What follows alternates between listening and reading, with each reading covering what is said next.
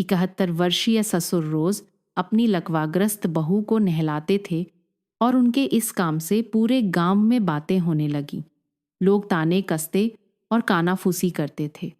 कोई भी यकीन नहीं करता था कि एक बूढ़े आदमी और एक जवान औरत के बीच सिर्फ पिता पुत्री का रिश्ता हो सकता है। कोई भी उनके पीछे की सच्चाई को समझने की कोशिश नहीं करता था। लेकिन अगर आप उनके दर्द और त्याग को जानेंगे तो क्या आप फिर भी उन पर उंगली उठाएंगे? यह कहानी आंसुओं और दया की है जो आपको सोचने पर मजबूर कर देगी। पहाड़ों के बीच बसे एक छोटे से गांव में, जहां घर पहाड़ियों की ढलानों पर टिके हुए थे, वहां एक आदमी रहता था जिसका नाम रामहरी था। उसने अपनी जिंदगी के लगभग 60 साल खामोशी से बिताए थे। कभी उसका एक खुशहाल परिवार था, लेकिन किस्मत ने उसकी पत्नी को तब छीन लिया जब उसने अपने इकलौते बेटे सूरज को जन्म दिया था। पत्नी की मौत के दिन रामहरी बस अपने कमजोर हाथों में बेटे को लिए खामोशी से रोता रहा। उसने कसम खाई कि वह अपना सारा प्यार अपने बेटे को पालने में लगा देगा। गरीबी में जीते हुए भी बाप बेटे एक दूसरे का सहारा बनकर बड़े हुए। सूरज कमजोर बच्चा नहीं था, बल्कि वह मजबूत और थोड़ा जिद्दी था। वह बचपन से ही अपने पिता की मेहनत को समझता था। वह जानता था कि उसके पिता कितनी रातें जागकर पुरानी कमीज सिलते थे या खुद भूखे रहकर उसके लिए खाना बचाते थे। उसने कभी अपने पिता को ज्यादा चिंता नहीं करने दी, हमेशा मेहनत और लगन से काम करता रहा। लेकिन एक चीज थी जिस पर सूरज का काबू नहीं था, उसका दिल, जो चुपके से एक लड़की को दे बैठा था। माया एक अनाथ लड़की थी जिसे गांव वालों ने बचपन से पाला था। कोई नहीं जानता था कि उसके माँ बाप कौन हैं। बस इतना पता था कि एक ठंडी सर्दियों की सुबह जंगल में एक पुराने पेड़ के नीचे एक छोटी सी बच्ची मिली थी। गांव की एक दयालु औरत माया को घर ले आई, लेकिन किस्मत ने उसे पूरी खुशी नहीं दी। जब माया 10 साल की थी तो उसकी पालक माँ भी गुजर गई। तब से उसे गांव वालों की दया पर जीना पड़ा। वह गुजारा करने के लिए कपड़े धोने से लेकर सब्जियां तोड़ने तक हर तरह का काम करती थी। माया मुश्किलों में पली बढ़ी, लेकिन उसने कभी शिकायत नहीं की। उसकी आंखें उदास थीं, लेकिन उनमें हमेशा एक मजबूती और हिम्मत की चमक रहती थी। और इसी चमक ने सूरज के दिल को छू लिया था। सूरज और माया बचपन से ही बहुत करीब थे।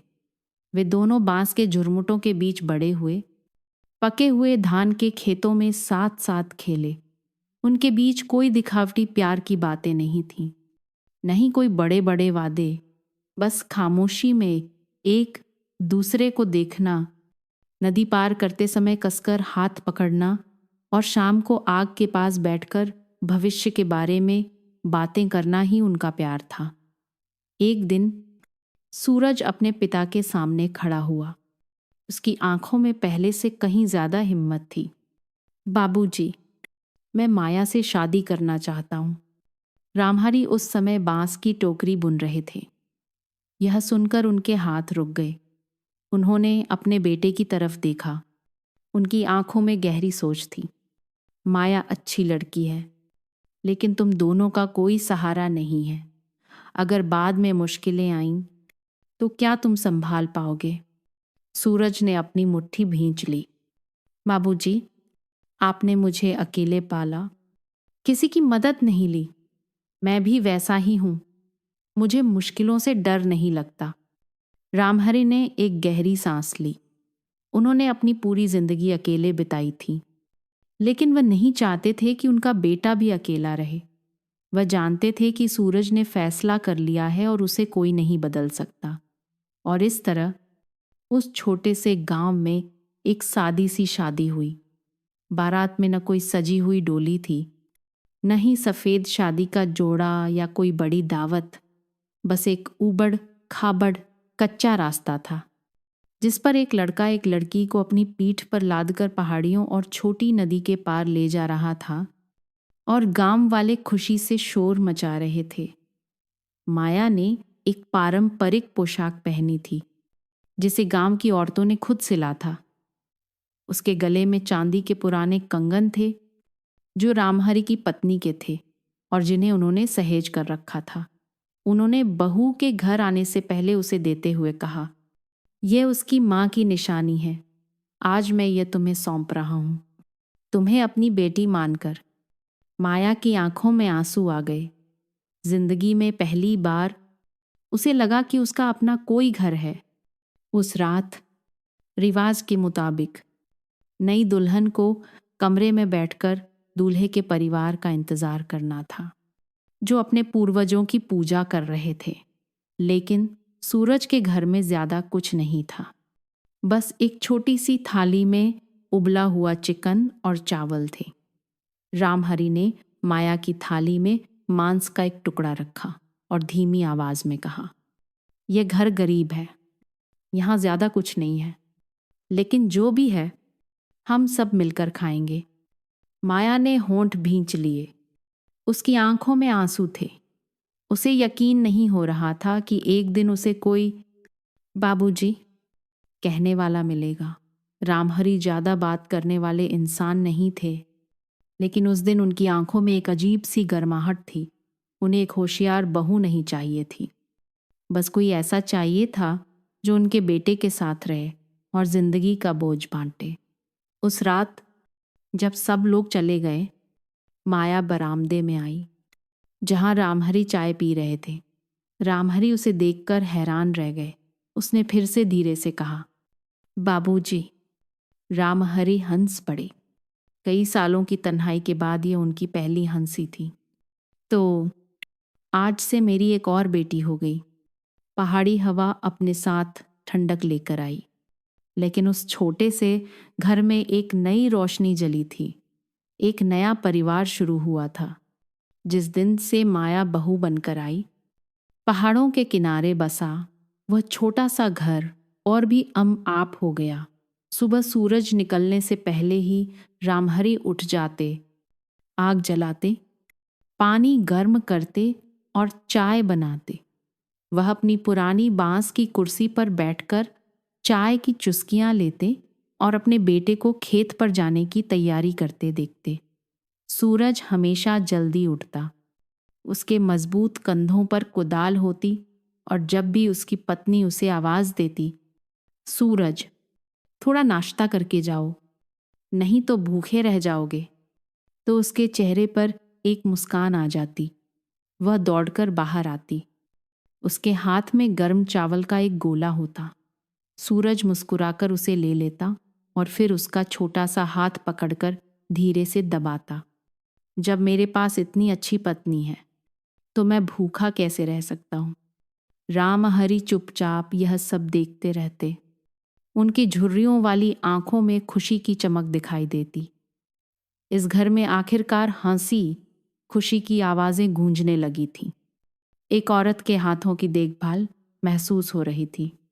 जिंदगी मुश्किल थी, लेकिन जब तक वे साथ थे, कोई भी मुश्किल बड़ी नहीं लगती थी। माया बहुत मेहनती और समझदार थी। वह अकेले ही घर का सारा काम संभालती, कपड़े बुनती, मुर्गियां पालती और घर के पीछे छोटी सी बाड़ी की देखभाल करती। हर शाम जब रामहरि खेत से लौटते तो माया खाना तैयार रखती। खाना सादा होता, लेकिन हमेशा गर्म और प्यार से परोसा जाता। वह उनके सामने पानी का गिलास रखकर धीरे से कहती, बाबूजी, पानी पी लीजिए। रामहरि गिलास लेकर धीरे धीरे पीते और सिर हिलाते। ऐसी अच्छी बहू पाकर मेरा सूरज बहुत किस्मत वाला है। माया धीरे से मुस्कुरा देती, लेकिन उसकी आंखों में एक चिंता छिपी रहती थी। शादी को 1 साल से ज्यादा हो गया था, लेकिन उसकी गोद अभी भी सूनी थी। हर रात जब सूरज सो जाता, वह चुपके से अपने पेट पर हाथ रखकर एक चमत्कार की प्रार्थना करती। शुरू में उसने गांव की कानाफूसी पर ध्यान नहीं दिया, लेकिन फिर धीरे धीरे बाजार जाते या नदी पर कपड़े धोते समय बातें उसके कानों में पड़ने लगीं। रामहरि के घर में खुशियां नहीं आएंगी, बेटे की शादी को इतना समय हो गया और अभी तक कोई बच्चा नहीं हुआ। ज़रूर माया में ही कोई कमी होगी। ये बातें माया के दिल में चुभती थीं। वह सिर झुकाकर चलती, कोशिश करती कि इन बातों का उस पर कोई असर न हो। लेकिन रात में उसे नींद नहीं आती। वह जानती थी कि बच्चा होना कितना ज़रूरी है, खासकर गांव में, जहां बिना वारिस के परिवार को अधूरा माना जाता है। एक शाम माया बरामदे में बैठी थी। उसकी आंखें चांद को देख रही थीं, जो अंधेरे आसमान में तैर रहा था। सूरज बाहर आया और उसके बगल में बैठ गया। उसने धीरे से अपना हाथ उसकी कंधे पर रखा। फिर से कुछ सोच रही हो। माया ने सिर झुका लिया। उसकी आवाज में आंसू थे। अगर अगर मैं कभी मां नहीं बन पाई तो तुम्हें दुख होगा। सूरज ने अपनी भौहें सिकोड़ी और उसे अपनी ओर घुमाकर उसके कंधों को पकड़ लिया। ये क्या बकवास कर रही हो? हम अभी जवान हैं, शायद अभी सही समय नहीं आया है। माया ने धीरे से सिर हिलाया। उसकी आवाज हवा की तरह धीमी थी। लेकिन मुझे डर लगता है। डर लगता है कि एक दिन तुम मुझसे ऊब जाओगे। डर लगता है कि बाबूजी निराश हो जाएंगे। सूरज ने एक गहरी सांस ली और उसे अपनी बाहों में भर लिया। पगली, तुम मेरी पत्नी हो, जिसे मैंने अपनी पूरी जिंदगी साथ बिताने के लिए चुना है। अगर हमारे बच्चे नहीं हुए तो भी हम साथ रहेंगे, समझी? इन बातों से माया का गला भर आया। आंसू चुपचाप उसके पति के सीने पर गिरने लगे। लेकिन वह जानती थी कि सूरज चाहे कुछ भी कहे, समाज और परिवार का दबाव उसके दिल पर बोझ बना रहेगा। रामहरि ने भी ये बातें सुनी थीं, लेकिन उन्होंने कुछ नहीं कहा। एक दिन जब सूरज और माया खेत से लौटे तो उन्होंने दोनों को अपने पास बुलाया। उनकी आंखों में गहरी सोच थी। सूरज, कल अपनी पत्नी को डॉक्टर के पास ले जाओ। ये बात माया के दिल में तीर की तरह चुभ गई। उसने अपना चेहरा झुका लिया और सूरज ने उसका हाथ कसकर पकड़ लिया। बाबूजी, आप भी ऐसा सोचते हैं? रामहरि ने गहरी सांस ली। मैं कुछ नहीं सोचता, बस तुम दोनों की चिंता करता हूं। अगर कोई समस्या है तो समय पर पता चल जाएगा। माया ने अपने होंठ काट लिए। आंसू रोकने की कोशिश कर रही थी। उसे अपने ससुर पर गुस्सा नहीं आया, बल्कि खुद पर आया। अगले दिन सूरज माया को शहर के अस्पताल ले गया। डॉक्टर ने जांच के बाद दोनों को चिंता भरी नजरों से देखा। इनका गर्भाशय थोड़ा कमजोर है। गर्भवती होने में थोड़ी मुश्किल हो सकती है, लेकिन ऐसा नहीं है कि यह असंभव है। बस सेहत का ध्यान रखना होगा, दवाइयाँ समय पर लेनी होंगी और खुश रहना होगा। यह बात एक उम्मीद की किरण तो थी, लेकिन साथ ही एक बड़ी चिंता भी थी। उस दिन से सूरज और माया हर जगह इलाज के लिए भागे। जहां भी किसी अच्छे वैद्य का पता चलता, वे वहां पहुंच जाते। उन्होंने हर तरह की जड़ी बूटियों और दवाइयों का सेवन किया, लेकिन समय बीतता गया और माया की गोद नहीं भरी। एक रात माया को नींद नहीं आई। वह चुपचाप बरामदे में जाकर बैठ गई। उसने अपने दुबले, पतले और मेहनत से कठोर हो चुके हाथों को देखा। अचानक वह सिसक सिसक कर रोने लगी। उसकी आवाज गले में ही घुट रही थी। रामहरि अपने कमरे में लेटे हुए थे। बहू के रोने की आवाज सुनकर उनका दिल बैठ गया। वह बाहर आए और देखा कि माया अपना चेहरा छुपाकर रो रही थी। उसका छोटा सा शरीर रात के अंधेरे में सिकुड़ा हुआ था। माया, वह चौंक गई और जल्दी से अपने आंसू पोंछने लगी, लेकिन उन्होंने सब देख लिया था। वह चुपचाप उसके बगल में बैठ गए। उनकी आंखों में गहरी सोच थी। मुझे पता है तुम दुखी हो। माया ने सिर झुका लिया। उसके दोनों हाथ कसकर बंधे हुए थे। बाबूजी, मुझे माफ कर दीजिए, मैंने आपको निराश किया। रामहरि ने गहरी सांस ली और अपना हाथ उसके बालों पर रखा। पगली, इसमें तुम्हारी क्या गलती है? कोई तुम्हें दोष नहीं दे रहा है, और मैं तो बिल्कुल भी नहीं। माया अब खुद को रोक नहीं पाई। वह फूट फूट कर रोने लगी। रामहरि चुपचाप उसे सहलाते रहे। उनका दिल दुख रहा था। जब तक तुम यहाँ हो, मैं तुम्हें अपनी बेटी ही मानूंगा। बाहर की बातों से हिम्मत मत हारो। अगर किस्मत में यही लिखा है तो हम ऐसे ही खुशी खुशी जी सकते हैं। ठीक है। उसने सिर हिलाया, लेकिन उसके दिल में अभी भी एक अनजाना डर था। उसे नहीं पता था कि किस्मत की असली मुश्किलें तो अभी बाकी थीं। शांति के दिन माया की उम्मीदों के सहारे गुजरते रहे, लेकिन जिंदगी चलती रही। फसल काटनी थी और काम नहीं रुक सकता था। सूरज हर दिन खेत पर जाता, उसके मजबूत हाथों से कुदाल चलती, पसीने से उसकी पीठ भीग जाती, लेकिन वह फिर भी मुस्कुराता। तुम कुछ दुबले हो गए हो, माया ने उसके सामने चावल की कटोरी रखते हुए कहा। सूरज हंस पड़ा और प्यार से उसके सिर पर हाथ फेरा। दुबला कहाँ? तुम इतना प्यार करती हो कि मुझे वैसा ही दिखता है। लेकिन दिल ही दिल में वह जानता था कि वह पहले से ज्यादा थक गया था। उसके सीने में उठने वाला तेज दर्द हाल ही में बढ़ने लगा था। शुरू में उसने सोचा कि यह ज्यादा काम करने की वजह से है, लेकिन धीरे धीरे कुछ रातें ऐसी भी आईं जब वह अचानक जाग जाता और उसका पूरा शरीर ठंडा पड़ जाता। सांसें भारी हो जाती, जैसे कोई उसका गला दबा रहा हो। उस दिन सूरज तप रहा था। मक्के के हरे भरे खेत दूर तक फैले हुए थे। सूरज खेत के बीच में खड़ा था। उसके हाथ में कुदाल भारी लग रही थी। पसीना उसके माथे पर जमा हो गया था। उसने आंखें बंद करके गहरी सांस लेने की कोशिश की, लेकिन अचानक सब कुछ घूमने लगा। जमीन और आसमान हिलने लगे और फिर अंधेरा छा गया। वह नीचे गिर पड़ा। दूर से रामहरि लकड़ियों का गट्ठर लेकर आ रहे थे, सीटी बजाते हुए। लेकिन जब उन्होंने अपने बेटे को जमीन पर बेसुध पड़े देखा तो उनका पूरा शरीर जैसे जम गया। सूरज, सूरज। उन्होंने गट्ठर फेंक दिया और अपने बेटे की ओर भागे। उनके कांपते हाथों ने उसका सिर उठाया।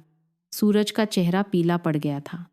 सांसें रुक रुक कर चल रही थीं और होंठ नीले पड़ गए थे। गांव वाले चीख सुनकर दौड़ पड़े। किसी ने नहीं सोचा था कि गांव का सबसे सेहतमंद नौजवान इस तरह गिर सकता है। लोग सूरज को उठाकर पहाड़ से नीचे अस्पताल ले जाने लगे। माया जब अपने पति को स्ट्रेचर पर बेसुध पड़े देखा तो वह चीख पड़ी, सूरज, सूरज, तुम्हें क्या हुआ? किसी ने जवाब नहीं दिया। बस रामहरि थे, जिनकी आंखें लाल थीं और कांपते हाथ बहू के कंधे पर थे। उनकी आवाज में दर्द था। चलो, चलो बेटी। अस्पताल के सफेद कमरे में दवाओं की गंध भरी हुई थी, जो दम घोंट रही थी। सूरज अभी भी बिस्तर पर चुपचाप लेटा था।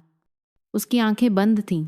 माया उसके बगल में बैठी थी, उसका हाथ कसकर पकड़े हुए। दिल में एक अजीब सी ऐंठन हो रही थी। दरवाज़ा खुला। डॉक्टर अंदर आए। उनके हाथ में एक फाइल थी। उन्होंने रामहरि और फिर माया को देखा। उनकी आंखों में दया थी। मरीज के परिवार वाले, मुझे बहुत दुख है। रामहरि ने अपनी सांस रोक ली। माया अगला वाक्य सुनने की हिम्मत नहीं कर पा रही थी। सूरज को पेट का कैंसर है, आखिरी स्टेज पर।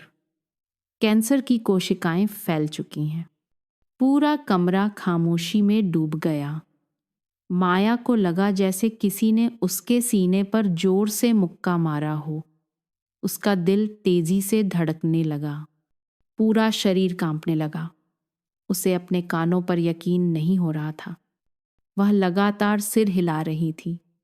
नहीं, नहीं, यह नहीं हो सकता। वह बिल्कुल ठीक है। रोज सुबह काम पर जाता है, मुझसे हंसकर बात करता है। यह नहीं हो सकता। रामहरि मूर्ति की तरह खड़े रह गए। उनकी आंखें खाली थीं। उनका गला सूख गया था। दोनों हाथ कसकर बंधे हुए कांप रहे थे। डॉक्टर ने गहरी सांस ली। हम दर्द कम करने की कोशिश करेंगे। लेकिन समय बहुत कम है, परिवार को हिम्मत रखनी चाहिए। रामहरि अपने बेटे के बिस्तर के पास गए। उनके बूढ़े हाथ ने सूरज के दुबले पतले चेहरे को छुआ। बेटा, जिंदगी में पहली बार। माया ने रामहरि को रोते देखा। उस बूढ़े आदमी के आंसू उसके कठोर चेहरे पर बह रहे थे। अगले कुछ दिनों में परिवार ने सूरज को बचाने के लिए अपना सब कुछ लगा दिया। उन्होंने खेत बेच दिए, अपनी इकलौती भैंस भी बेच दी। रामहरि ने हर जगह से उधार लिया, जो भी मदद कर सकता था उन्होंने स्वीकार कर ली। माया दिन रात अपने पति के पास रहती, उसे चम्मच से दलिया खिलाती और उसके गालों पर चुपचाप आंसू बहाती। सूरज दिन दिन कमजोर होता जा रहा था। हर गुजरते दिन के साथ वह और दुबला होता गया। उसकी सांसें कमजोर होती गईं। तेज खांसी उसे इतना परेशान करती कि कभी कभी माया को उसे कसकर पकड़ना पड़ता ताकि उसे दौरे ना पड़े। माया, पति की फुसफुसाहट सुनकर वह चौंक गई। वह जल्दी से झुकी और उसका हाथ पकड़ लिया। मैं यहीं हूं, मैं यहीं हूं। सूरज ने एक कमजोर सी मुस्कान दी। रो मत। माया ने अपने होंठ कसकर भींच लिए। आंसू बेकाबू होकर बहने लगे। कुछ मत कहो, बस हिम्मत रखो। हम घर जाएंगे। मैं तुम्हारी पसंद का खाना बनाऊंगी। तुम ठीक हो जाओगे, है ना? सूरज ने धीरे से सिर हिलाया। उसकी आवाज आखिरी सांस की तरह कांप रही थी। माया, तुम्हें जीना होगा, मेरे हिस्से का भी जीना होगा। उसने सिर हिलाया। उसका हाथ पति के हाथ पर कसकर लिपटा हुआ था, जैसे डर हो कि छोड़ते ही वह गायब हो जाएगा। नहीं, मुझे छोड़कर मत जाओ। मैं तुम्हारे बिना कैसे जीऊंगी? रामहरि पीछे खड़े चुपचाप अपने बेटे को मरते हुए देख रहे थे। उनकी आंखें एक बुझते हुए दिए की तरह थीं। सूरज ने मुस्कुराने की कोशिश की। तुम्हें मजबूत बनना होगा। बाबूजी को तुम्हारी जरूरत है। माया चीख पड़ी। उसने अपना सिर उसके सीने पर रख दिया। आंसुओं से सफेद चादर भीग गई। सूरज की आंखें धीरे धीरे बंद हो गईं। उसकी सांसें धीरे धीरे कमजोर होती गईं, जब तक कि सब कुछ खामोशी में नहीं डूब गया। अब न खांसी की आवाज थी, न ही कमजोर सांसों की। अस्पताल के कमरे में बस एक जवान विधवा के सिसकने की आवाज थी और एक पिता के चुपचाप रोने की। रामहरि ने अपनी मुट्ठी भींच ली। उनके कंधे कांप रहे थे।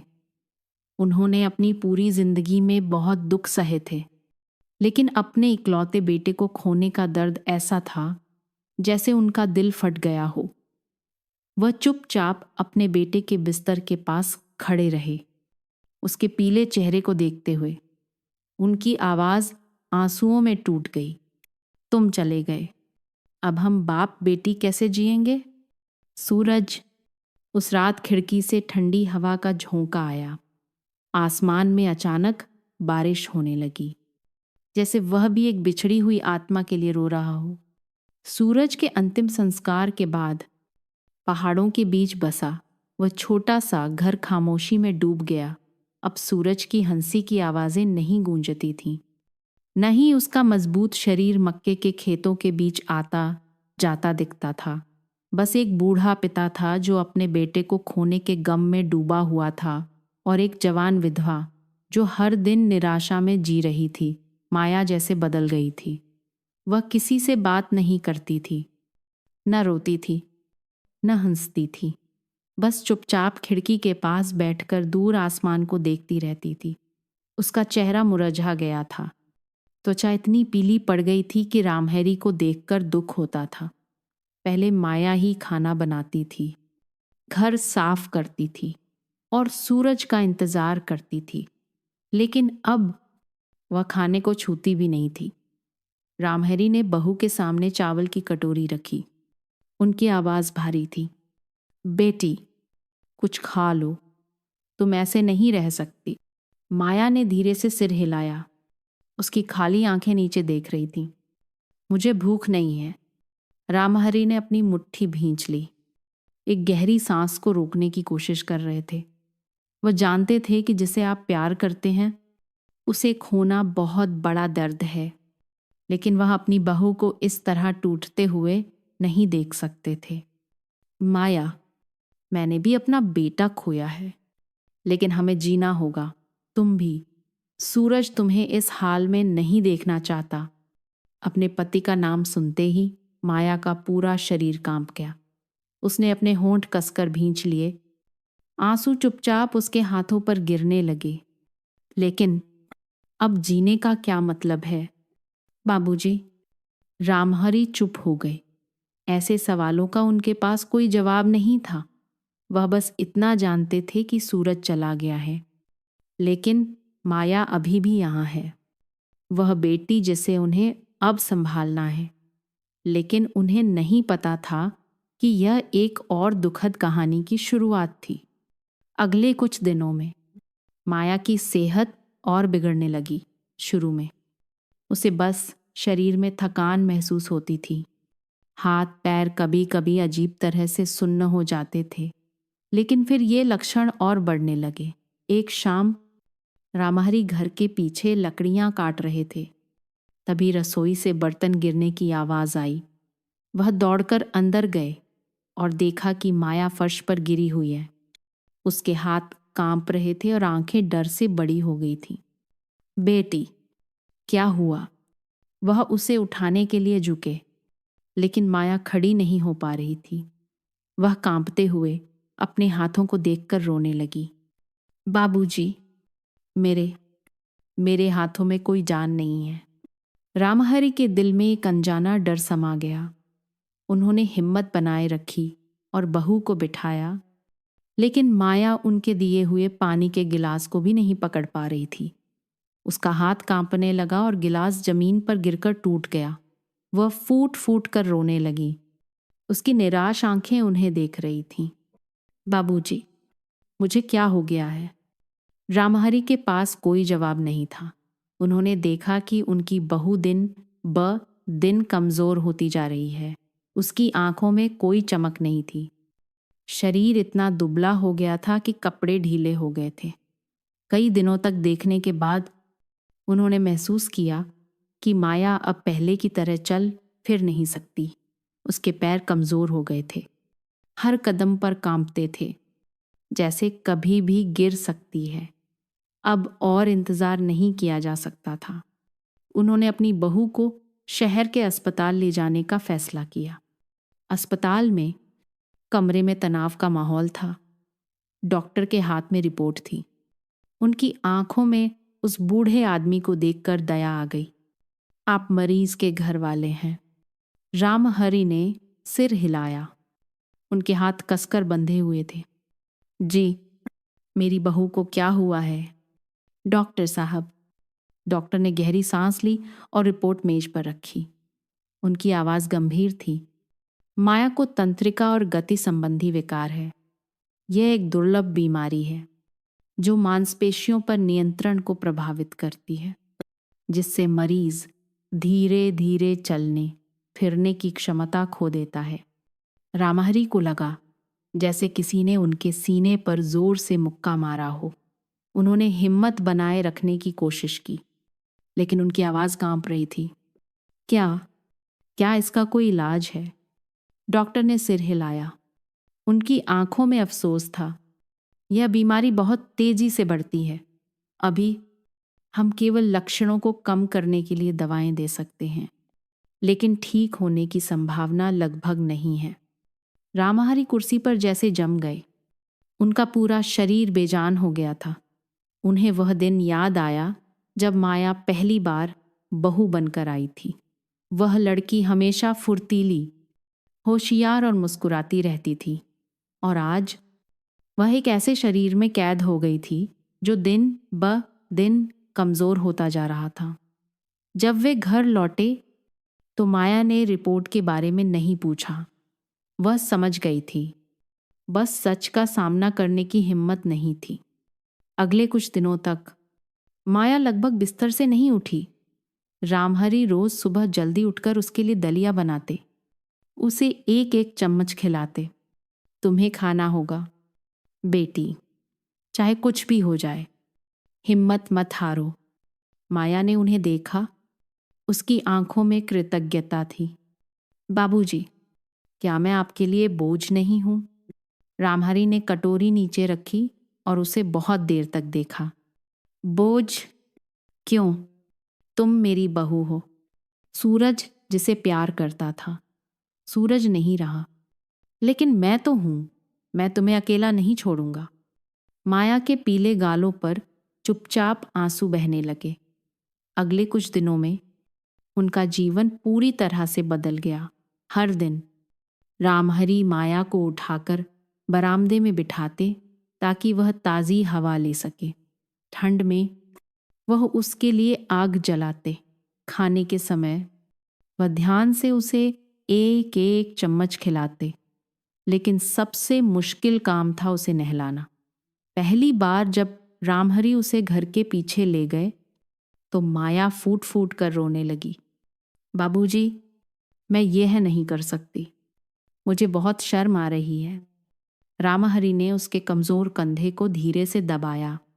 उनकी आवाज गंभीर थी। तुम मेरी बेटी हो। अब तुम अपना ख्याल नहीं रख सकती। अगर मैं मदद नहीं करूंगा तो कौन करेगा?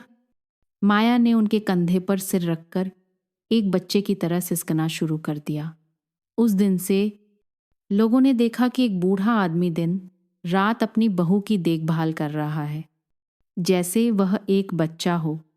उन्होंने बाहर वालों की कानाफूसी की परवाह नहीं की, न ही किसी की घूरती नजरों पर ध्यान दिया, क्योंकि उनके लिए वह सिर्फ बहू नहीं थी, वह उनके प्यारे बेटे का आखिरी हिस्सा थी। जिस दिन से माया ने चलने फिरने की क्षमता खो दी, पहाड़ी पर बना वह छोटा सा घर और भी खामोश हो गया। हर सुबह रामहरी हमेशा की तरह जल्दी उठते, लेकिन खेत पर जाने के लिए नहीं, बल्कि अपनी बहू की देखभाल करने के लिए। हर निवाला, हर घूंट पानी वह बूढ़ा आदमी अपने हाथों से उसे खिलाता, फटे हुए मुलायम तौलिए से उसका मुंह पोंछता। शुरू में माया अपने ससुर से अपनी देखभाल नहीं करवाना चाहती थी। उसे शर्म आती थी, दुख होता था जब रामहरी उसे उठाकर बरामदे में ताज़ी हवा के लिए ले जाते। बाबूजी, ऐसा मत कीजिए, मैं खुद कर सकती हूँ। उसकी आवाज़ गहन जाती जब भी वह उन्हें एक बच्चे की तरह उसकी देखभाल करते देखती। लेकिन रामहरी बस सिर हिला देते। उनकी आंखें दयालु लेकिन दृढ़ थीं। तुम खुद नहीं कर सकती। बेटी, मैं तुम्हें ऐसे बिस्तर पर पड़े नहीं देख सकता। अगर मैं तुम्हारी मदद नहीं करूंगा तो कौन करेगा? माया ने सिर झुका लिया। उसके कमजोर हाथ चादर के किनारे को कसकर पकड़े हुए थे। वह जानती थी कि वह सही कह रहे हैं। उसके पास कोई और सहारा नहीं था, लेकिन उनका यह खामोश त्याग, जिस तरह से वह सब कुछ अपने कमजोर कंधों पर उठाए हुए थे, उसके दिल को दुखी कर रहा था। शुरू में माया को नहलाना सबसे शर्मनाक काम लगता था। वह विरोध करती, उन्हें धकेलने की कोशिश करती, भले ही उसका शरीर इतना कमजोर था कि वह खुद हिल भी नहीं सकती थी। नहीं बाबूजी, मैं ऐसे नहीं रह सकती। इससे अच्छा तो मैं मर जाऊं। रामहरी थोड़ी देर चुप रहे, फिर धीरे से अपना हाथ उसके कंधे पर रखा। उनकी आवाज एक पिता की तरह धीमी थी, जो अपने छोटे बच्चे से फुसफुसा रहा हो। माया, तुम मेरी बेटी हो। सूरज नहीं रहा, लेकिन मैं तो हूं। तुम अपना ख्याल नहीं रख सकती। अगर मैं मदद नहीं करूंगा तो कौन करेगा? ये शब्द माया के दिल में तीर की तरह चुभ गए। वह फूट फूट कर रोने लगी। आंसू उसके पीले गालों पर बहने लगे। वह अब और विरोध नहीं कर सकी, बस उनके बाहों में सिसकती रही।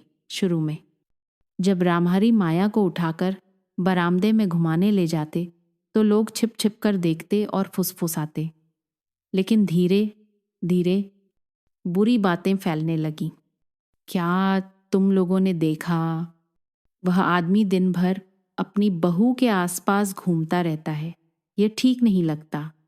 बूढ़ा हो गया है, फिर भी बहू को दिन भर गोद में उठाए घूमता है। कौन यकीन करेगा?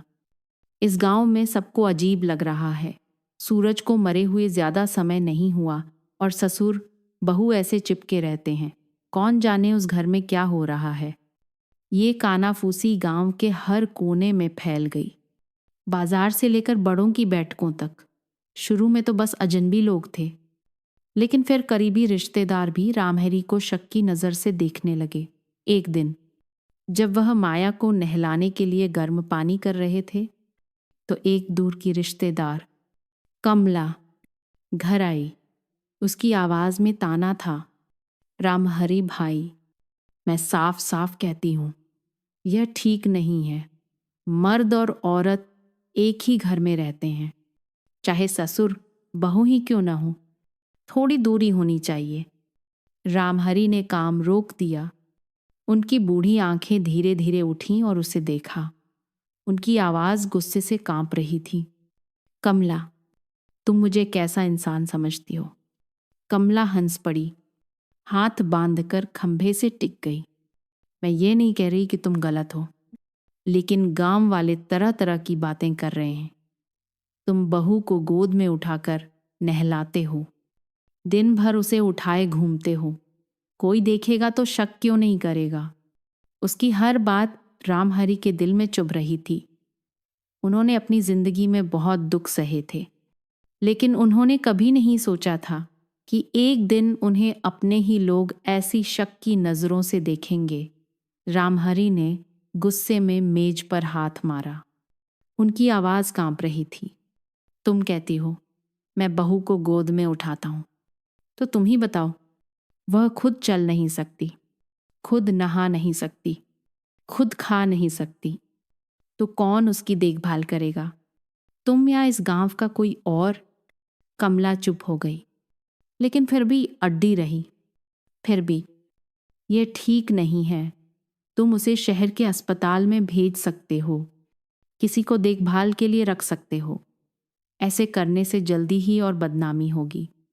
माया अपने कमरे में लेटी हुई एक एक शब्द सुन रही थी। आंसू चुपचाप उसके तकिए पर बह रहे थे।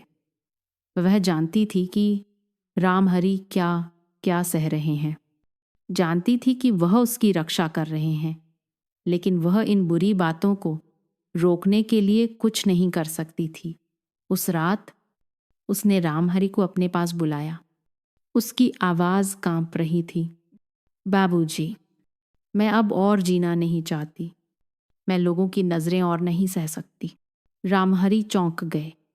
वह बिस्तर के पास आकर बैठ गए।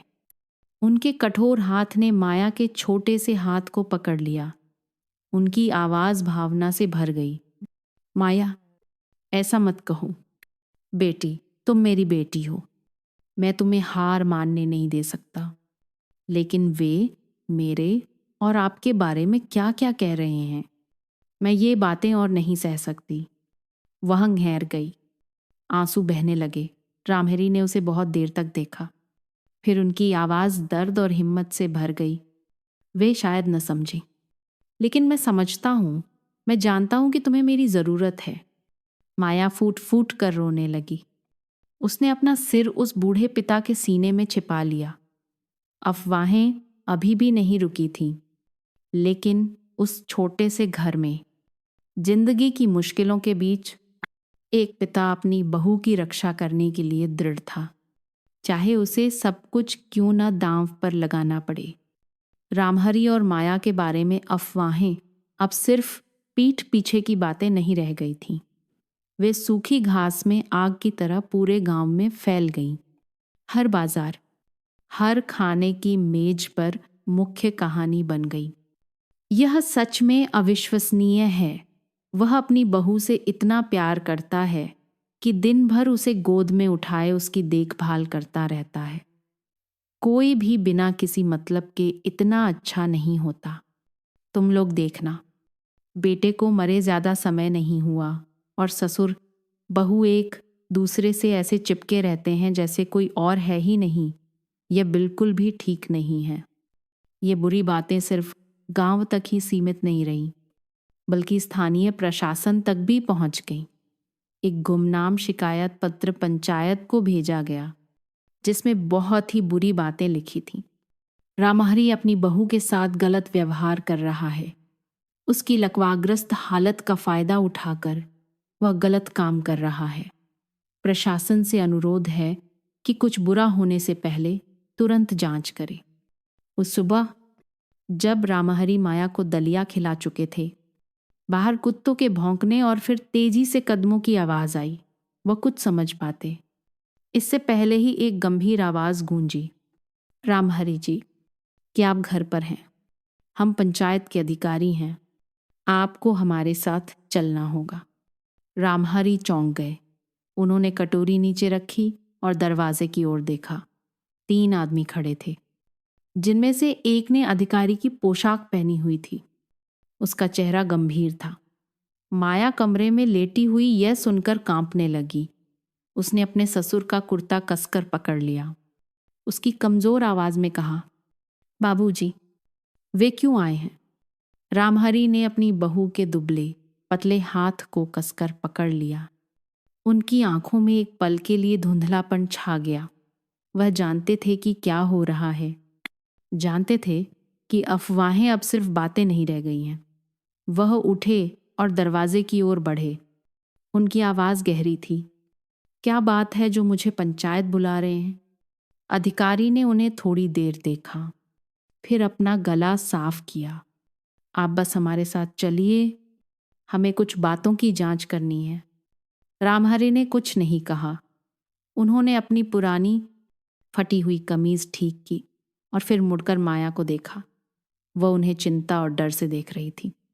बाबूजी, वह मुस्कुराए, लेकिन वह मुस्कान फीकी और दर्द भरी थी। कुछ नहीं बेटी, तुम बस मेरा इंतजार करना। फिर वह मुड़े और चुपचाप उनके साथ चले गए। पंचायत कार्यालय में छोटे से कमरे में तनाव का माहौल था। रामहरी 3 अधिकारियों के सामने बैठे थे। उनकी आंखें उन्हें शक से देख रही थीं। एक अधेड़ उम्र का आदमी, जो शायद मुखिया था, ने एक फाइल मेज पर रखी। उसकी आवाज गंभीर थी, रामहरी जी, क्या आप जानते हैं कि हमने आपको यहाँ क्यों बुलाया है? रामहरी ने सीधे उसकी आंखों में देखा और धीरे धीरे सिर हिलाया। मैं समझ सकता हूं। अधिकारी ने फाइल खोली और शिकायत पत्र जोर से पढ़ा। हर शब्द रामहरी के दिल में चुभ रहा था। पढ़ने के बाद उसने अपनी आंखें उठाईं और भी गंभीर आवाज में पूछा, आप इन आरोपों के बारे में क्या कहेंगे? रामहरी ने अपनी मुट्ठी भींच ली। उनकी बूढ़ी आंखें चमक उठीं, लेकिन उन्होंने नजरें नहीं झुकाईं। मैं लगभग 60 साल का हूं। मेरी पूरी जिंदगी में बस एक ही बेटा था। वह मर गया। अब बस मेरी बहू बची है। वह बीमार है, बिस्तर पर पड़ी है, अपना ख्याल नहीं रख सकती। अगर मैं मदद नहीं करूंगा तो कौन करेगा? उन्होंने उन्हें देखा। उनकी आवाज गुस्से से गहन रही थी। क्या आप जानते हैं कि हर बार जब मैं उसे उठाता हूं तो मुझे कितना दर्द होता है? वह मेरे बेटे की पत्नी है, मेरी बहू है, मेरी बेटी की तरह है। मैंने क्या गलत किया है जो आप लोग मुझे यहाँ ले आए? कमरे में कोई भी कुछ नहीं बोल सका। एक युवा अधिकारी ने शर्मिंदगी से सिर झुका लिया। मुखिया ने गहरी सांस ली। उसकी आवाज थोड़ी नरम हो गई। रामहरी जी, हम आप पर शक नहीं करना चाहते, लेकिन लोगों में बहुत चर्चा हो रही है। हमें कोई फैसला लेने से पहले खुद जाकर जांच करनी होगी। रामहरी ने फीकी हंसी हंसी। तो चलिए, अपनी आंखों से देखिए कि मैं कैसे जीता हूं। उस शाम अधिकारियों का एक दल रामहरी के घर आया। पहाड़ों के बीच बसा वह छोटा सा लकड़ी का घर खामोश था। बरामदे में लकड़ियों का एक गट्ठर करीने से रखा हुआ था। जब वे अंदर गए तो उन्होंने माया को पुरानी बांस की चारपाई पर लेटे देखा। उसका शरीर दुबला पतला, बस हड्डियों का ढांचा रह गया था। चेहरा इतना पीला कि डरावना लग रहा था। कमरे में कुछ पुराने कपड़ों के अलावा कोई कीमती चीज नहीं थी। एक महिला अधिकारी पास आई और धीरे से माया का हाथ पकड़ा। माया बहन, क्या आप हमें बता सकती हैं कि रामहरि जी ने आपके साथ कुछ गलत किया है? माया चुप हो गई। उसने अपने ससुर की ओर देखा, जो वहां खड़े थे। उनकी आंखें गहरी सोच में डूबी थीं, लेकिन उनकी झुर्रियों वाली त्वचा के पीछे एक ऐसा दर्द था जो कहा नहीं जा सकता था। उसने अपना हाथ कसकर पकड़ लिया। उसकी आवाज भावना से कांप रही थी। अगर बाबूजी नहीं होते तो मैं बहुत पहले मर चुकी होती। इस बात ने कमरे में खामोशी ला दी। रामहरि मुड़ गए। वह नहीं चाहते थे कि कोई उनके आंसू देखे। मुखिया ने अपने सामने का नजारा देखा। उसकी आंखें धीरे धीरे नरम हो गईं। उसने उस साधारण घर को देखा जिस तरह से रामहरि अपनी बहू की देखभाल कर रहे थे, और समझ गया कि उसने ऐसे इंसान पर शक करके गलती की है। उसने गहरी सांस ली और बाकी लोगों की ओर मुड़ा। अब कोई सवाल नहीं, चलो चलते हैं। वे चले गए, लेकिन माया और रामहरि उन्हें उस पगडंडी पर जाते हुए देखते रहे जब तक कि वे आंखों से ओझल नहीं हो गए। रामहरि ने एक कुर्सी पर बैठकर गहरी सांस ली। आखिरकार वे समझ गए। माया ने उनका हाथ कसकर पकड़ लिया। उसकी आवाज कमजोर लेकिन दृढ़ थी। बाबूजी, मुझे माफ कर दीजिए कि मेरी वजह से आपको यह सब सहना पड़ा। रामहरि मुस्कुराए। उन्होंने अपना दुबला पतला हाथ उसके बालों पर रखा। पगली, मैं सब कुछ सह सकता हूं। जब तक तुम जिंदा हो मुझे किसी चीज से डर नहीं लगता। उस दिन मौसम साफ हो गया। हल्की बारिश की फुहारें जैसे गलतफहमियों और कड़वी बातों को धो रही थीं। लेकिन रामहरि और माया को नहीं पता था कि मुश्किलें अभी खत्म नहीं हुई हैं। जब से प्रशासन के लोग गए थे, रामहरि और माया के बारे में कोई बात नहीं करता था। अफवाहें अचानक बंद हो गईं और उनकी जगह गांव में एक खामोशी छा गई। लोगों को अपनी गलती का एहसास होने लगा था। एक सुबह कमला, जिसने रामहरि से ऊंची आवाज में बात की थी, चुपचाप उनके दरवाजे पर आई। वह वहां खड़ी थी। उसकी आंखों में पछतावा था। हाथ में चावल की एक टोकरी थी। रामहरि भाई, मैं आपके और माया के लिए थोड़े चावल लाई हूं। मुझे मुझे माफ कर दो। रामहरि आग जला रहे थे। यह सुनकर उनके हाथ रुक गए। उन्होंने कमला को बहुत देर तक देखा, फिर धीरे से सिर हिलाया। न कोई गुस्सा था, न कोई शिकायत। लेकिन बात यहीं खत्म नहीं हुई। धीरे धीरे गांव के लोग एक एक करके आने लगे। कोई चावल लाता, कोई सब्जियां। किसी ने तो उनके हाथ में कुछ पैसे भी थमा दिए। रामहरि भाई, हमसे नाराज मत होना।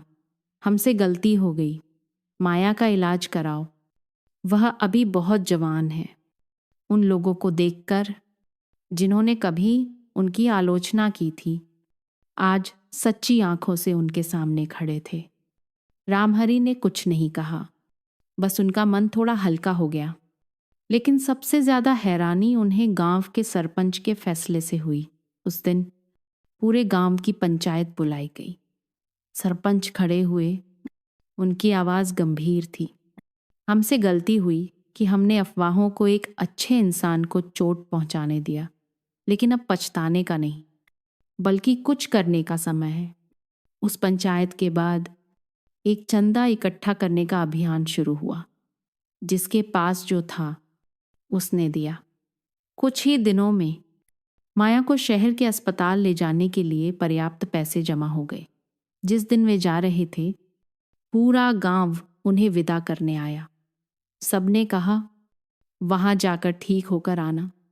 बेटी, रामहरि भाई, आप चिंता मत करना, हम आपके घर का ध्यान रखेंगे। माया गाड़ी में बैठी थी। आंसू बह रहे थे। जब उसने उन लोगों को देखा जिनसे वह कभी नफरत करती थी, आज वही लोग उसकी सबसे ज्यादा मदद कर रहे थे। रामहरि ने उसका हाथ कसकर पकड़ लिया। उनकी आवाज में दृढ़ता थी।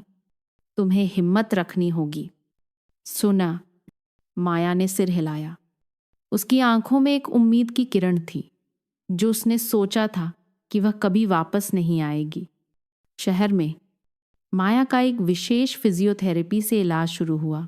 शुरुआती दिनों में दर्द उसे इतना परेशान करता कि वह हार मान लेना चाहती थी। एक बार जब डॉक्टर ने उसे अपने पैर मोड़ने और सीधा करने के लिए कहा, तो तेज दर्द से वह चीख पड़ी। पसीना छूटने लगा। मैं नहीं कर सकती, बहुत दर्द हो रहा है। बाबूजी, मैं नहीं कर सकती। रामहरि ने उसका हाथ कसकर पकड़ लिया। उनकी आंखें लाल थीं, लेकिन वे फिर भी दृढ़ थे। तुम्हें करना होगा बेटी। तुमने इतनी मुश्किलें झेली हैं। ये छोटा सा दर्द क्या है। माया रो पड़ी। उसने अपने होंठ कसकर भींच लिए और अपने पैर को थोड़ा सा उठाने की कोशिश की। 1 हफ्ता, 1 महीना, 3 महीने। रामहरि दिन रात अपनी बहू के पास रहते। हर सुबह वह जल्दी उठकर दान के रसोईघर से खाना लाते। अस्पताल में घूम घूम कर डॉक्टरों से पूछते। वह बूढ़े थे, लेकिन उनकी हिम्मत एक ऐसे पिता की तरह मजबूत थी जो अपने बच्चे की रक्षा कर रहा हो। जिन दिनों माया खड़े होने की कोशिश करती, हर बार गिरने पर उसे इतना दर्द होता कि वह हार मान लेना चाहती थी। लेकिन जब भी वह गिरती, रामहरि आते, उसके कंधे पर हाथ रखते और उनकी गहरी आवाज कहती, उठो बेटी। शुरू में वह सिर हिलाती, आंसू बहते, लेकिन धीरे धीरे उसने उठना सीखा। फिर लकड़ी के बैसाखी के सहारे थोड़ा थोड़ा चलना शुरू किया। 8वें महीने, उस सुबह माया ने अपने पैरों को देखा। वे पैर जिन्हें कभी बेकार समझा जाता था, आज उनमें उसे ताकत महसूस हो रही थी। डॉक्टर आए और उसके कंधे पर हाथ रखा। उनकी आवाज में गर्व था। आज बिना बैसाखी के चलने की कोशिश करो। माया का दिल तेजी से धड़कने लगा। उसने कुर्सी का किनारा कसकर पकड़ लिया। उसने रामहरि की ओर देखा, उस पिता की ओर जिसने उसके साथ हर मुश्किल का सामना किया था। उन्होंने कुछ नहीं कहा, बस सिर हिलाया। उसने एक गहरी सांस ली और अपनी पूरी ताकत से अपना पैर उठाया। 1 कदम, 2 कदम, 3 कदम। माया कांप रही थी, जैसे गिरने वाली हो। लेकिन तभी रामहरि दौड़ कर आए। उन्होंने उसे सहारा नहीं दिया, बस उसके बगल में खड़े होकर धीरे से कहा, तुमने कर दिखाया बेटी। माया फूट फूट कर रोने लगी। इतने सालों में पहली बार वह अपने पैरों पर चल रही थी। डॉक्टर, नर्सें और कमरे के दूसरे मरीज सब ताली बजा रहे थे, लेकिन माया को कुछ सुनाई नहीं दे रहा था। उसे बस रामहरि का आंसुओं से भरा चेहरा दिखाई दे रहा था। पहली बार वह दुख से नहीं रो रहे थे। वह उनकी ओर दौड़ी और एक बच्चे की तरह उन्हें कसकर गले लगा लिया। बाबूजी, मैं खड़ी हो सकती हूँ, मैं चल सकती हूँ। रामहरि ने धीरे धीरे उसकी पीठ थपथ पाई। उनकी आवाज गहन रही थी। शाबाश मेरी बेटी। उस दिन अस्पताल के कमरे में 2 इंसानों ने, जिन्होंने सब कुछ खोया था, दर्द सहा था, गलतफहमियों का शिकार हुए थे, आखिरकार अपनी जिंदगी में एक उम्मीद की किरण देखी। 8 महीने के कठिन इलाज के बाद माया आखिरकार अपने पैरों पर चल सकती थी। वह कमजोर महिला नहीं थी जो बिस्तर पर बेबस पड़ी रहती थी, न ही अपने पति को खोने के गम में डूबी हुई थी। अब वह पहले से कहीं ज्यादा मजबूत खड़ी थी। गांव लौटते समय बस ऊबड़ खाबड़ कच्चे रास्ते पर चल रही थी। माया खिड़की के पास बैठी हरे भरे पहाड़ों को देख रही थी, जो धीरे धीरे सामने आ रहे थे। उसका दिल एक अजीब सी भावना से भर गया। उसके बगल में रामहरि चुपचाप बाहर देख रहे थे। उनकी बूढ़ी आंखों में एक अजीब सी खामोशी थी। वह कुछ नहीं कह रहे थे, लेकिन वह जानती थी कि उनके दिल में भी बहुत कुछ चल रहा है। बस गांव के बाहर रुकी। पूरा गांव स्वागत के लिए उमड़ पड़ा था। जिन लोगों ने कभी उस पर शक किया था, आज भी उसे एक अलग नज़र से देख रहे थे। पछतावा, दया और सम्मान। कमला, जिसने कभी रामहरी को डांटा था, धीरे धीरे अपने आंसू पोंछ रही थी। माया, तुम चल सकती हो। ये तो एक चमत्कार है। लोगों ने उसके हाथ पकड़े, प्यार से उसके कंधे थपथपाए। लेकिन इस खुशी के बीच भी माया को अपने दिल में एक दर्द महसूस हो रहा था। उसने रामहरी की ओर देखा। वह वहीं खड़े थे, वही दुबला पतला शरीर, वही सफेद बाल। लेकिन अब वह और भी बूढ़े लग रहे थे। भीड़ धीरे धीरे छंट गई। सब अपने अपने घर चले गए। बस दो बाप बेटी घर के बरामदे में खड़े थे। बाबूजी, माया ने कहा। उसकी आवाज़ गैन रही थी। रामहरी ने बस सिर हिलाया। उनकी आवाज़ हवा की तरह धीमी थी। हाँ बेटी, तुम आ गई। माया अब खुद को रोक नहीं सकी। वो दौड़कर उनके गले लग गई। एक बच्चे की तरह उन्हें कसकर पकड़ लिया। बाबूजी, अगर आप नहीं होते तो मैं आज जिंदा नहीं होती। रामहरी ने धीरे धीरे उसका सिर सहलाया। उनकी आंखें लाल हो गईं। पगली, बस तुम ठीक से जियो। मैं कोई भी दुख सह सकता हूँ। वापस आने के बाद माया धीरे धीरे सामान्य जीवन में लौटने लगी। उसने चलना फिरना शुरू कर दिया। गांव वालों के छोटे मोटे कामों में मदद करने लगी। उसके चेहरे पर मुस्कान धीरे धीरे वापस आ रही थी। लेकिन उसके मन में एक बात हमेशा रहती थी। वह जानती थी कि वह हमेशा ऐसे नहीं जी सकती। रामहरी के लिए उसका प्यार भले ही सगे रिश्ते जैसा गहरा था, लेकिन वह अभी भी एक औरत थी। वह जानती थी कि उसे भी एक नए परिवार का, एक ऐसे आदमी का हक है जो उसके साथ बाकी की जिंदगी बिता सके। और फिर वह मौका आया। गांव का एक आदमी, रोहित, जो सूरज का बचपन का दोस्त था, हमेशा चुपचाप उसकी परवाह करता था। एक शाम वह जंगली फूलों का एक गुलदस्ता लेकर उसके घर आया। माया, मुझे तुमसे कुछ कहना है। माया ने उसे देखा। उसका दिल अचानक तेजी से धड़कने लगा। कहो। रोहित ने एक गहरी सांस ली और फिर उसे पूरी ईमानदारी से देखा। मैं जानता हूं कि तुमने बहुत दुख सहे हैं, लेकिन अगर तुम इजाजत दो तो मैं तुम्हारे साथ आगे बढ़ना चाहता हूं। माया चुप हो गई। उसने उसे देखा। उसकी आंखों में थोड़ी हिचकिचाहट थी, लेकिन दिल ही दिल में वह जानती थी कि वह हमेशा भाग नहीं सकती। रोहित ने आगे कहा।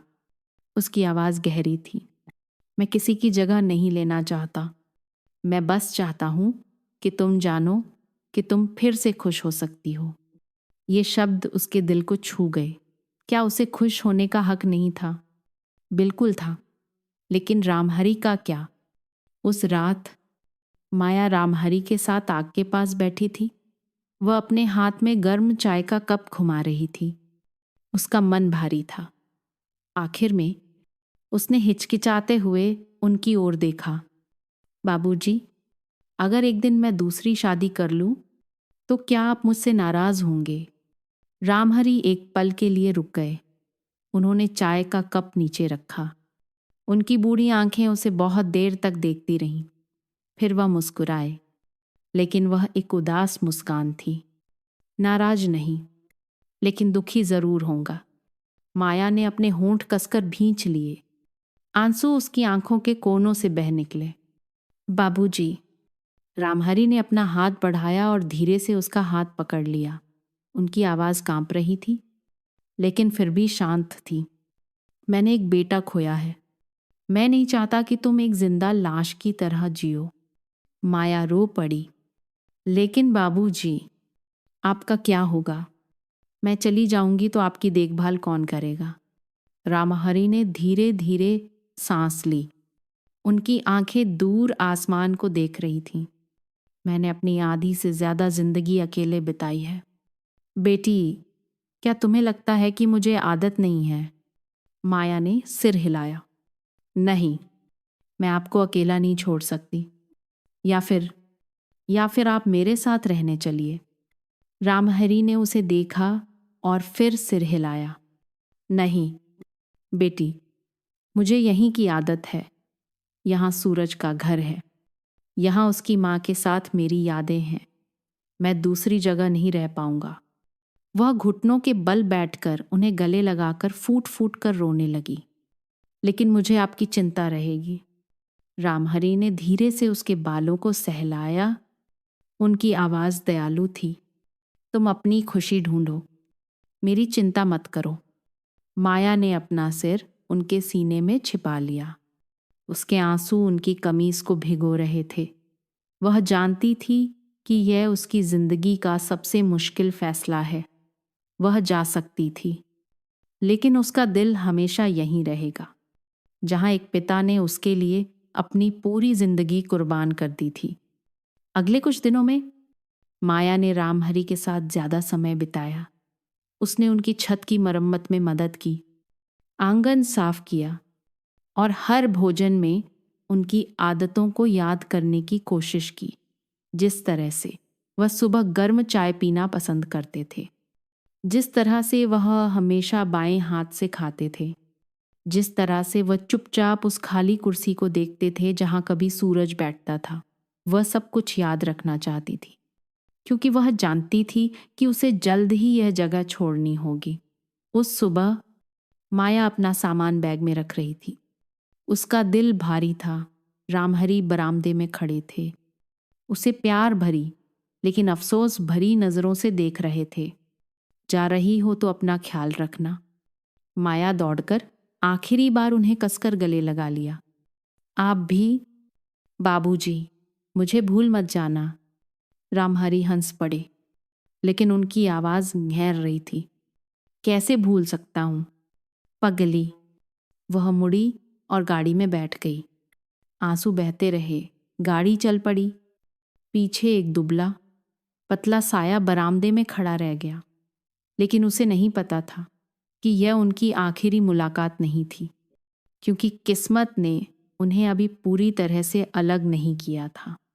कई साल बीत गए। माया की एक नई जिंदगी थी। इतने सालों के दुख के बाद उसे एक ऐसा आदमी मिल गया था जो उसे सच्चा प्यार करता था। रोहित, जिसने कभी उससे अपने दिल की बात कही थी। उन्होंने एक छोटा सा सादा सा घर बसाया। गांव से ज्यादा दूर नहीं, लेकिन इतना भी पास नहीं कि उसे हर दिन पुरानी यादों का सामना करना पड़े। माया का पति था, बच्चे थे, एक असली परिवार था। ऐसा लगता था कि जिंदगी ऐसे ही चलती रहेगी। लेकिन एक चीज थी जिसे वह कभी नहीं भूल सकती थी। रामहरि का दुबला पतला साया। हर रात जब वह अपने बच्चे को सोता हुआ देखती, जब उसका पति प्यार भरी बातें करता, तो उसे उस आदमी की याद आती जिसने उसे सबसे मुश्किल दिनों में गोद में उठाया था। वह पिता जो खून का रिश्ता न होते हुए भी उसे अपना सारा प्यार दे चुका था। वह सोचती, अब वह कैसे होंगे। एक दिन जब माया घर की सफाई कर रही थी, तो कोई उससे मिलने आया। वह कमला थी, वही औरत जिसने कभी उस पर ताने कसे थे और फिर सबसे पहले उसकी मदद के लिए चंदा दिया था। उसने माया को देखा। उसकी आंखों में थोड़ी हिचकिचाहट थी। फिर उसने गहरी सांस ली। माया, मुझे तुमसे कुछ कहना है। माया ने जल्दी से कुर्सी खींची और उसे बिठाया। उसके मन में एक अनजाना डर समा गया। क्या बात है? काकी। कमला ने उसे देखा और फिर धीरे धीरे कहा, तुम्हारे बाबूजी रामहरि, वह बहुत बीमार हैं। यह बात माया के दिल में तीर की तरह चुभी। वो चौंक गई। उसके हाथ में जो प्याला था वह भी कांपने लगा। बाबूजी, मेरे बाबूजी को क्या हुआ? कमला ने सिर झुका लिया। उसकी आवाज भारी हो गई। वह बूढ़े हो गए हैं और इतने सालों से अकेले रह रहे हैं। आजकल तो बाहर भी नहीं निकलते, बस घर में ही रहते हैं। कभी खाते हैं, कभी नहीं। सबने कहा कि किसी रिश्तेदार के पास चले जाओ, लेकिन वह कहते हैं कि अब उनका कोई नहीं है। माया उठ खड़ी हुई। वह एक पल भी और इंतजार नहीं कर सकती थी। माया ने जल्दी जल्दी सामान बांधा। जब रोहित काम से लौटा तो वह रोते हुए उससे बोली, रोहित, मुझे गांव जाना होगा। बाबूजी बहुत बीमार हैं। रोहित ने अपनी पत्नी को देखा। उसकी आंखों में कोई हिचकिचाहट नहीं थी। मैं भी तुम्हारे साथ चलूंगा। माया चौंक गई। रोहित ने उसका हाथ पकड़कर धीरे से दबाया। बाबूजी ने तुम्हें बचाया था। उन्होंने तुम्हारे लिए अपनी पूरी जिंदगी कुर्बान कर दी। अगर तुम उनका कर्ज चुकाना चाहती हो तो मैं भी तुम्हारे साथ हूं। माया ने अपना सिर पति के सीने में छिपा लिया। सिसक सिसक कर रोने लगी। उसे यकीन नहीं हो रहा था कि इतने सालों बाद भी उसे एक ऐसा आदमी मिला जो उसके दिल की बात समझने के लिए इतना बड़ा दिल रखता था। गाड़ी उसी जाने पहचाने रास्ते पर चल रही थी। माया खिड़की से बाहर बांस के झुरमुटों और छोटी नदियों को देख रही थी। वह कभी भी इतनी जल्दी कहीं पहुंचना नहीं चाहती थी। जब वह घर के बाहर पहुंची तो वह लगभग गाड़ी से कूद पड़ी। वही पुराना लकड़ी का घर अभी भी वहीं था, लेकिन सब कुछ बदल गया था। जिन सीढ़ियों पर वह कभी बैठकर चाय पीते थे, आज उन पर काई जम गई थी। लकड़ी का दरवाज़ा जो कभी चरमराता था, आज और भी कमज़ोर लग रहा था। माया दौड़कर घर के अंदर गई।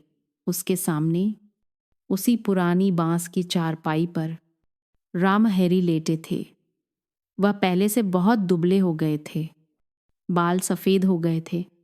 त्वचा झुर्रियों से भरी थी और जो आंखें कभी चमकती थीं, आज वे धुंधली और कमज़ोर थीं। माया जैसे टूट गई। वह दौड़कर उन्हें गले लगा लिया। आंसू बहने लगे। बाबूजी, मैं आ गई। रामहरी ने धीरे धीरे अपनी आंखें खोली। उन्होंने उसे देखा। एक पल के लिए शायद उन्हें अपनी आंखों पर यकीन नहीं हुआ, लेकिन जब उन्होंने उस जाने पहचाने चेहरे को पहचाना तो उनकी आंखें भी लाल हो गईं। माया, तुम हो? उसने सिर हिलाया। इतना रो रही थी कि बोल नहीं पा रही थी। बाबूजी, मैं आपको अकेला नहीं छोड़ सकती। रामहरी ने कमज़ोर हाथ उठाकर धीरे धीरे उसके चेहरे को छुआ। मेरी बेटी, तुम आ गई। उस पल सालों की दूरी, सारी गलतफहमियां, सारे दबे हुए दुख, सब कुछ टूट कर बिखर गया। रोहित अंदर आया। धीरे धीरे अपनी पत्नी के कंधे पर हाथ रखा। उसने रामहरी को देखा और फिर आदर से सिर झुकाया। बाबूजी, मैंने और माया ने फैसला किया है। हम यहीं आकर आपकी देखभाल करेंगे। रामहरी की आंखें बड़ी हो गईं। बेटा, तुम ऐसा क्यों करोगे? रोहित मुस्कुराया। उसकी आंखों में पूरी ईमानदारी थी। बाबूजी, आप बहुत समय अकेले रह लिए। अब आपके आराम करने का, अपने बच्चों से सेवा करवाने का समय है। रामहरी ने माया की ओर देखा। उसने उनका हाथ पकड़ लिया। उसकी आवाज़ गहन रही थी। बाबूजी, घर में कुछ नहीं है, लेकिन आप हैं, यही काफ़ी है। रामहरी अब खुद को रोक नहीं सके। उनके आंसू चुपचाप उनके झुर्रियों वाले गालों पर बहने लगे। अगले कुछ दिनों में उस छोटे से घर में फिर से हंसी की आवाज़ें गूंजने लगीं। माया और रोहित ने घर की मरम्मत की, आंगन साफ किया।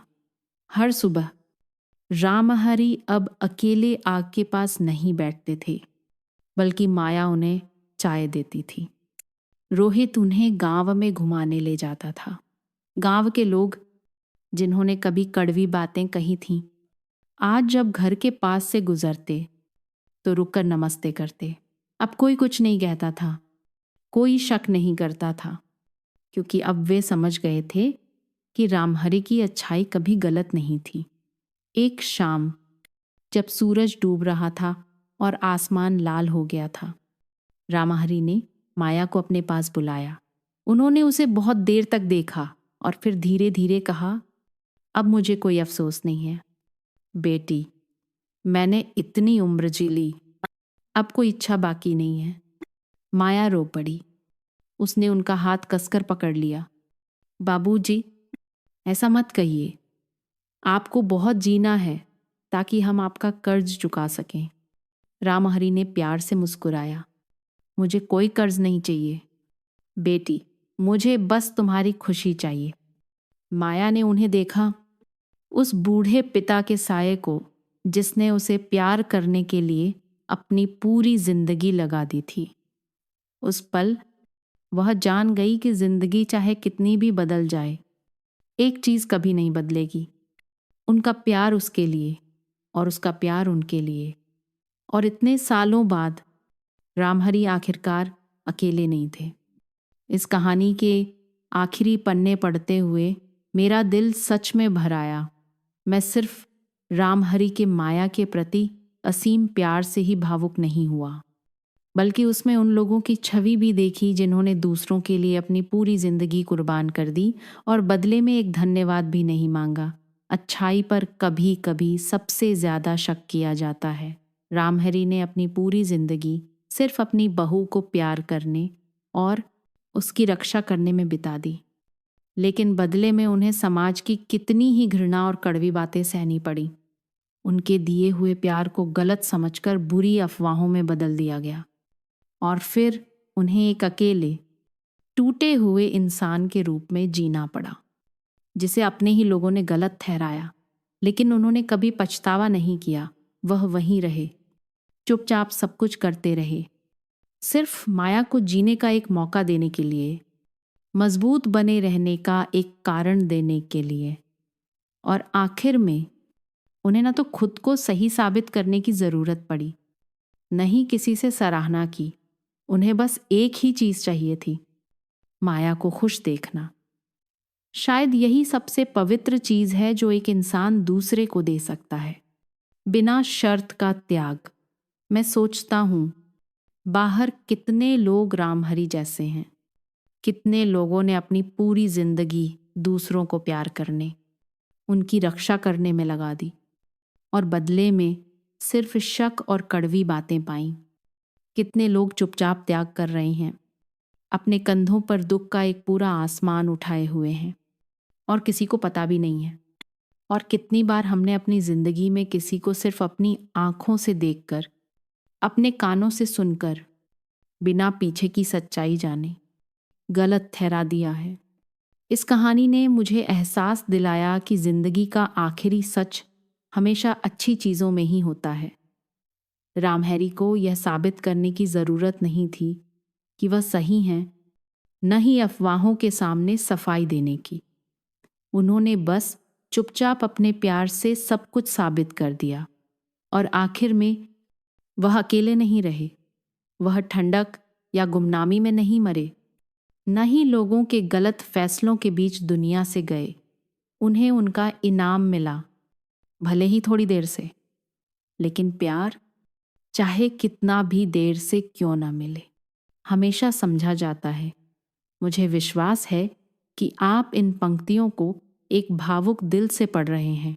अगर आपने कभी अपनी जिंदगी में किसी के खामोश त्याग के बारे में सोचकर गहर महसूस किया है, अगर इस कहानी ने आपके दिल को छुआ है, तो नीचे एक टिप्पणी छोड़कर अपने विचार साझा करें। ऐसी खूबसूरत कहानियों को भुलाया न जाए, इसे साझा करें, इसे अपने आसपास के लोगों तक पहुंचाएं, ताकि हम सब मिलकर अपनी जिंदगी के उन खामोश लेकिन महान लोगों की सराहना करना सीखें। और आत्मा की सुंदरता यूट्यूब चैनल को सब्सक्राइब करना न भूलें, ताकि आप इंसानियत, दया और जीवन के मूल्यों के बारे में सार्थक कहानियों से न चूकें। सुनने के लिए धन्यवाद।